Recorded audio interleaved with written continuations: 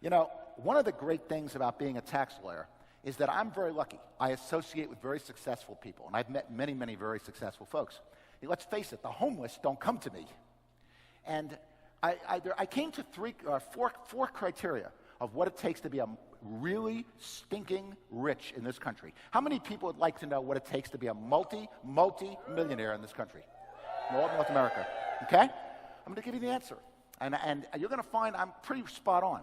There was a book written by a gentleman named Denko who interviewed multimillionaires, and he actually came to the same conclusion. The book he wrote was something you may have heard of called The Millionaire Next Door. Well, here are the criteria of what he said and I have found. Number one, almost every multimillionaire in the United States, and the same thing is true in Canada, said if you want to be a multimillionaire, you got to get your taxes down to the legal minimum. I was the warm-up act for Donald Trump in a lot of these big mega events.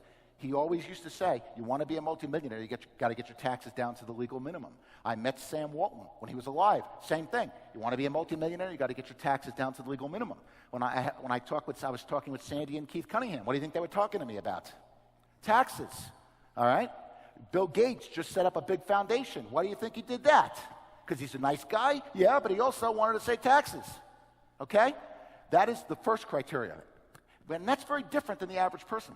The average person, when they think of an accountant, what do you think of? You think of somebody boring. You think drudgery. You got to get all your stuff together. Millionaires don't look at that. They actually look forward to going to their accountant because they get tax planning advice.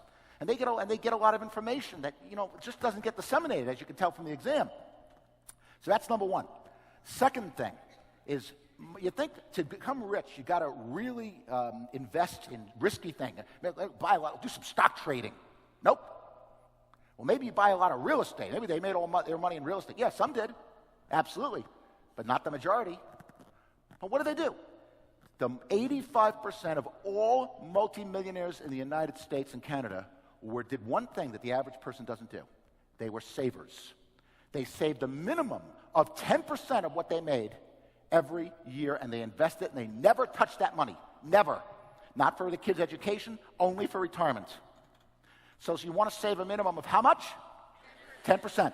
And the third thing was they diversified their investments. Those of you who heard me up here talked about I'm a real defensive investor.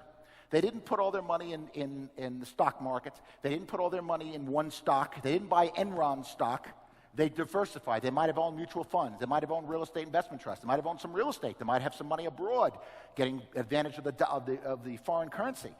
They diversified. So what's the rule? One, they get your taxes down to the legal minimum. Two, save a minimum of how much? 10%. And three, diversify their investments. And I'll give you one other thing. Harvey Mackay said this in his book, Swim with the Sharks. I don't know if anybody's read anything by Harvey Mackay? Okay. Very, very good writer, very good business consultant. And in his book, he has a great quote, and I want to mention the quote. What Harvey said was, when a fool with money meets a man of experience, the man of experience will get the money, and the fool will get some experience. Okay?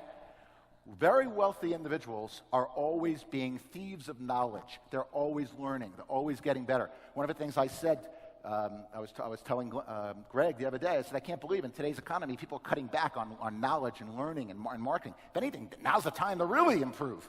I mean, it's amazing.